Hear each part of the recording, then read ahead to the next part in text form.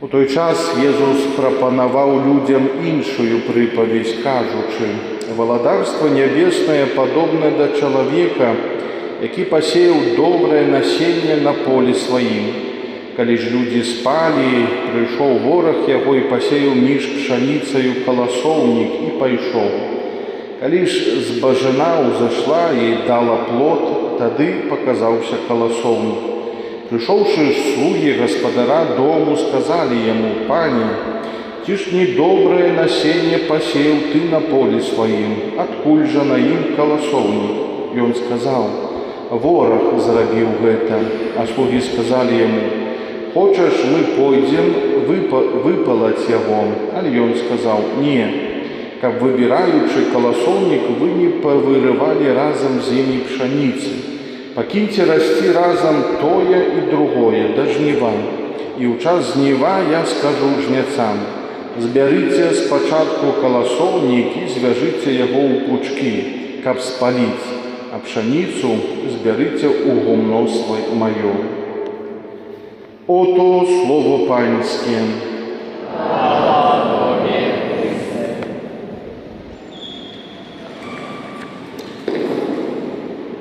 Сегодня я вот на эту притчу, на саму Евангелию больше хотел обратить внимание, хоть сегодня Евангелие есть еще, скажем, такая больше, длиннее версия, и еще про две такие притчи рассказывает Пан Иисус, но в сегодняшнем слове я хотел бы обратить внимание вот именно на эту притчу, вот про эту какую-то пшеницу, которая была посеяна на поле, и, к сожалению, пришел какой-то враг, то есть это образ дьявола, который посеял на этом поле вот это зелье, какой-то хваст, что-то плохое. И слуги, наверняка потом Иисус объясняет, что это образ анёлов, а напевно это образ и каждого из нас. Когда мы приходим к Богу и говорим, что давай сделаем такую прополку, чтобы прополоть, чтобы очистить пшеницу, вырвать вот это зелье. А хозяин, то есть Бог, говорит: нет, давай оставим это до самого жнива, чтобы когда вы будете полоть, вы случайным образом не вырвали и хорошую пшеницу. И, казалось бы, такая притча очень простая, банальная, наверное, она вот говорит о существовании добра и зла в этом мире. Но она чему-то, напевно, сегодня хочет литургия слова научить. И сегодня такие 4 совета, 4 такие вещи, которые Иисус, Костел, хочет сегодня дать для нас, в первую очередь, таких верующих, практикующих людей. Первое. Кроме хорошего зернышка этой пшеницы было, к сожалению, засеяно и плохое какое-то зелье. Наверняка вначале отличить от хорошего от зла очень плохо. Зернышки, они, в принципе, какие-то такие одинаковые, маленькие. Уже когда вырастут, то да, видно, вот это добро, а вот это зло. Мы тоже приходим часто к Богу и индивидуально, и публично, и в каких-то своих приватных таких разговорах между собой, и говорим: «Пане Боже, посмотри, сколько зла в этом мире». И где-то и на себя, конечно, намекаем, что и во мне много зла, слабости, с которыми мы боремся долгие годы, и ничего не меняется, ничего не происходит. Сколько, Пане Боже, гнева, несправедливости, войн, убийств, болезней вокруг нас, на моей какой-то территории, в моей семье. Давай, Пане Боже, как-нибудь сделаем такую прополку, сделаем какую-то генеральную такую уборку, чтобы это все повырывать.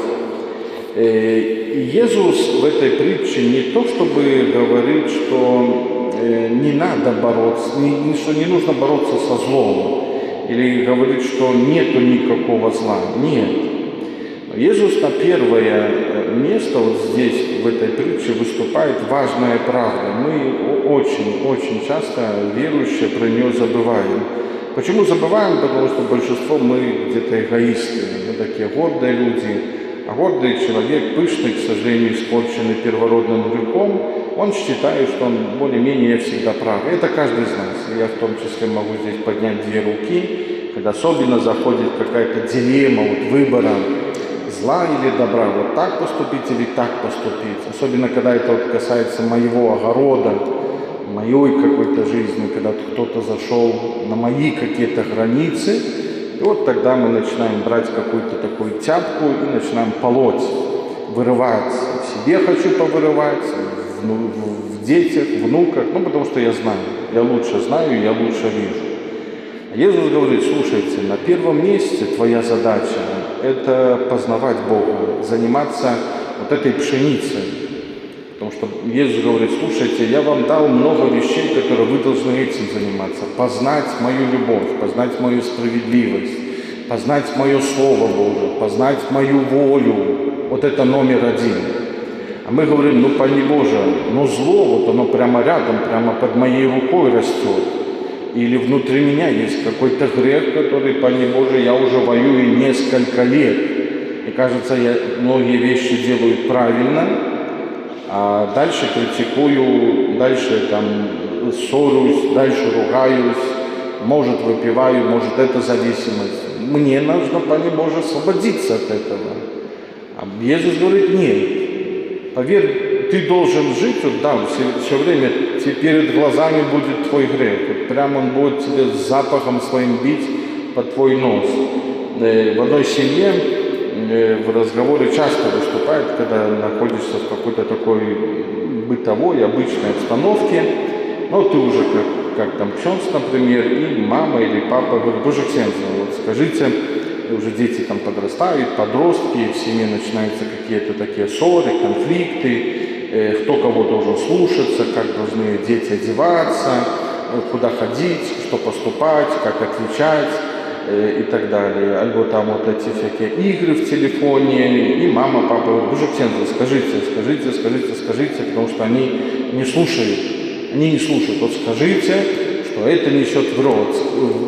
Вот скажите, вот это грех. Скажите моему ребенку.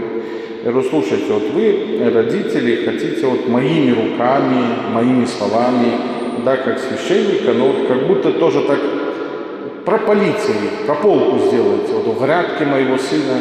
Вы скажите, потому что мы уже, родители, все сделали, у нас не получается, снова этот сорняк растет, а вы, Боже ксенц, сделайте такую прополку.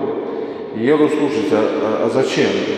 Вы думаете, что какой-то такой силой, прямо таким крутым словом, я, как ксенц, встану, сяду в вашей семье, посажу рядом детей, и как начну их полоть, рассказывать всю умную теологию, философию, что такое грех, что такое последствия греха, что если так будет, есть Бог, а есть бесы. Вы думаете, я их изменю сейчас через 10, 15, 20, 30 минут? Я с ними могу разговаривать сутками, но я их никого не изменяю. Потому что Бог сегодня это первое говорит, ты не меняешь мир, вы вообще не можете поменять мир. Мир меняю я. Я Бог, я автор, я режиссер. И людей мы не изменим. Нам хочется всегда, вы, думаю, с этим сталкиваетесь в семьях своих, с близкими. Как он не видит, как он не понимает. Ведь я же родитель, мы уже прошли такой опыт, я сам был в такой молодости, но я хочу, чтобы он не повторял моих ошибок. Ты это не изменишь, забудь про это. И Бог говорит, оставь и это зернышко, и это зернышко. Ключевое слово момент тут включается моя гордыня, мое мнение, моя воля, потому что мне это не подходит. Потому что можно заняться так этой прополкой, вырыванием у себя, у других и уничтожить тоже доброе. Мы уничтожаем отношения, мы уничтожаем ту же самую любовь. И потом годами между нами пропасть, потому что мы решили прополоть сердце человеческое. Но так прополоть, с такими грязными своими руками, не исцеленным своим сердцем, не наполненное своей любовью. Иисус когда говорит, что если ты у брата своего видишь какую-то щепку, а у себя не видишь бельку в глазу, то Иисус не сказал, нельзя тебе лезть в чужой глаз. Нет, Иисус сказал, можешь лезть, чтобы доставать эту щепку. Там нигде не говорится, что нельзя. Но сначала достань свою бельку. То есть сначала сделай прополку с Богом у себя, а потом полный, с хорошей, наполненной любовью лезь, в кавычках, к другому человеку. Часто вот эта прополка, настолько мы занимаемся этим злом, чтобы сделать другого прям идеальным, хорошим, ну так как я вижу. Иногда вот эта прополка, этот грех даже мой, он становится идолом, потому что я этому больше посвящаю времени. На Библию я даю там 30 секунд, но пропалывать и молотить совесть чужого человека, его грехи, мы иногда это уходит часы, если так смотреть суточно. Когда Иисус был в доме некого фарисея Симона, и к нему пришла женщина, которая села у его ног, плакала, омывала слезами его ноги, вытирала волосами. И пишет святой Лука, все знали ее грехи. Просто все дружно, весь город, написано, мог сказать, это грешница. Ее нужно вот в какую-то тюрьму такую Божию, она точно пойдет в пекло. А Иисус говорит, нет, она в данную минуту меня больше любит. То есть любить Бога в какую-то минуту может быть самый последний грешник в этом мире больше, нежели стоящий рядом, может там в кавычках скажем, Папа Римский. А вот кто-то прямо грешник, который так приполз к Богу, на нем есть грехи. И не факт, что он прямо... Мы не знаем, или эта женщина, когда вышла с этого дома, что она вот сразу в ту минуту, в ту секунду стала другой. У нее наверняка был еще процесс освобождения от грехов. Повторюсь, ее уровень греховности, упал, не упал, мы не знаем. Но Иисус ставит в пример, потому что самое важное не пропалывать себя, не прополоть другого, не убрать грех. Самое важное наполнить любовью. Или Иисус, когда сидел на берегу моря, потом после зматвыстания, и с рыбаками, учениками, которые не поймали много рыбы, но по воле Божией, по воле Иисуса, снова там вытянули полные сети. Иисус потом спрашивает у Петра, Петр, любишь ли ты меня больше, чем они? Они это кто? Там сидел Иоанн Апостол. А Иоанн Апостол был под крестом, он остался, потом пришел под крест, был с Марией Магдаленой. То есть Иоанн побожнее, святее, чем Петр, если так разважать по-костельному. А Иисус спрашивает, любишь ли ты меня больше, чем он? Логично рассуждать, что тот, который каждый день ходит в костел, наверное, он любит Бога больше, нежели тот, который раз в год приходит. А Иисус видит по-другому. Иисус видит твое желание любить Бога. Это первое, самое важное. Менять этот мир по-своему, Иисус говорит, нет, так не получится. Мы недавно читали историю про царя Захиеля. Такой был набожный царь, очень набожный, верный Богу, но у него есть одна такая минус, единственный минус, который вот он сделал, потому что было пророчество от Бога, что у тебя родится сын. И потом, если мы так Библию будем гортать дальше, от сына этого родится другой сын, потом третий, пятый, так и доходит до рождения Богородицы. То есть вот этого поколения Захиеля, через много-много поколений рождается Мария. Это ее родословная линия, ее прадедушек, бабушек. И вот Бог говорит, у тебя родится сын, но он, если честно, был ноль. Он, во-первых, царствие все обанкротит, сам будет жить ужасно, аморально, и умрет, как такой последний где-то там собака под забором. Конечно, Захиелю, царю, побожному, верному Богу не хотелось. И он, соответственно, не спал со своей женой, чтобы она не забеременела. И тут он заболел, лежит в тяжелой болезни, отвернулся к стенке, плачет. Он понимает, что вот эта болезнь где-то имеет причину, ноги, то, что он не захотел воли Божией. потому что ему не нравилось это пророчество. Я не хочу такого сына. А приходит пророк Исаия и говорит: слушай, Иезекииль, Бог может продолжить твою жизнь, Он исцелит тебя, но иди и разберись в своем доме, сделай порядок. Сделай порядок вот с этим. Ты попросту не исполняешь свой супружеский долг. Твоя жена находится тоже в депрессии. Может, она до конца не понимает, почему ты с ней не спишь, чего ты боишься. Иезекииль это понял. Вот Бог говорит Иезекиилю: сделай порядок. Там есть Божья воля. А ты решил сам это зло вырвать. Ты не знаешь Божьих путей. Потому что сын твой должен родиться. Потому что с этого сына потом родится еще, и потом родится Богородица, потом родится Спаситель. Он, поверь, спасет всю твою родословную. Мы иногда хотим подставить какую-то такую подушечку, соломинку для моей дочери, сына, но мы не знаем, что за этим стоит. Как важно, первое, доверять Богу. Второе, слуги спрашивают, когда это зло, когда эти зелья, когда оно вообще засеялось, и кто его засеял. Иисус отвечает: это враг сделал, и он сделал, когда спали. Спать, сон, это, в принципе, тогда, когда я не контролирую свои моменты. То есть мое сознание где-то отключается, тело отключается, как образ такого сна.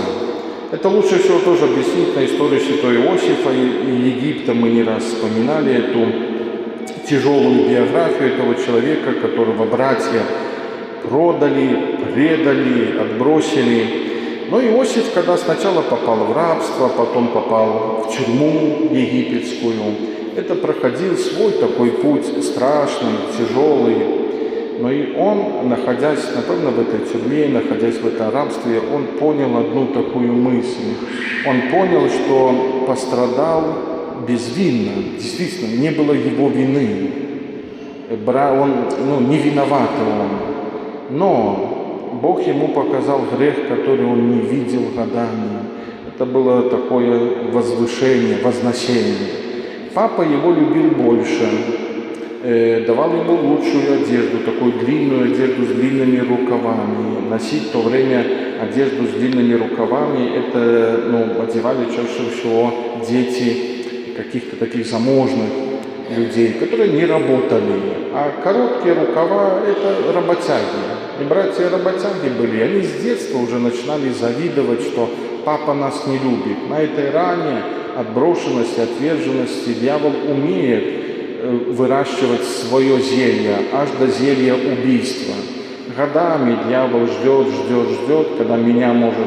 Я так почувствовал в семье в 3 годика, когда родилась там брат, сестра, и мне показалось, что мама, папа больше их, одежду им лучшую, а я донашиваю одежду, или еще какие-то такие жизненные ситуации.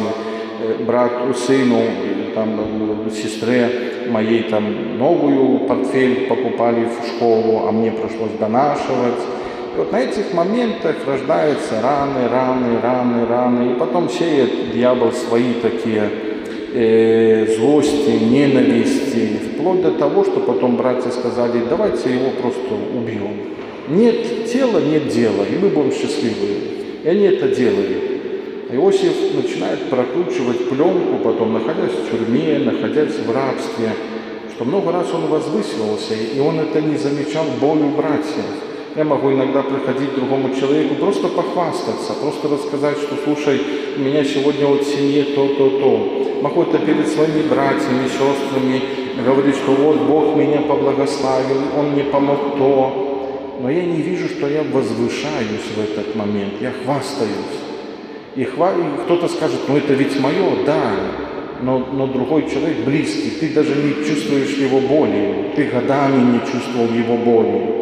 И это называется возвышение. Многие грехи дьявол сеет, многие проблемы сеет у нас, когда мы такие отключены, когда мы спим. Может, сегодня за моей какой-то болезнью, несчастьем тоже есть то, что раньше было засеяно. Может, у кого-то сегодня контроль детей и еще кого-то в семье, но за этим контролем лежит страх. А этот страх я получил, когда, может, мои родители разводились, или, может, была смерть близкого человека. То есть второй совет. Иисус говорит, смотри глубже, на что есть свои причины. Третий, когда вот созрела эта пшеница и созрело это зелье, и тут проявилось вот это зло. То есть дьявол в нашей жизни, зло проявляется тогда по-настоящему, когда ты приближаешься к Богу. Кто-то скажет, знаете, вот я начал больше к Богу ходить, Слово Божие читать, молиться, и у меня все посыпалось. Это, с одной стороны, хорошо, потому что... А вот посмотрите, друзья, вот те люди, они даже не ходят, не молятся, вообще шикарно живут, не болеют. Дьяволу не надо трогать этих людей, потому что они и так идут в пекло. Что ему их трогать? Он наоборот, он может даже стелить хорошую дорожку. А вот когда ты начинаешь действительно каяться, приходить и открывать Слово Божие, познавать Бога, вот тогда дьявол и проявится. Иисус однажды пришел в синагогу, и к нему навстречу выбежал одержимый человек. Я думаю, этот одержимый сидел в этой синагоге, может, и годами.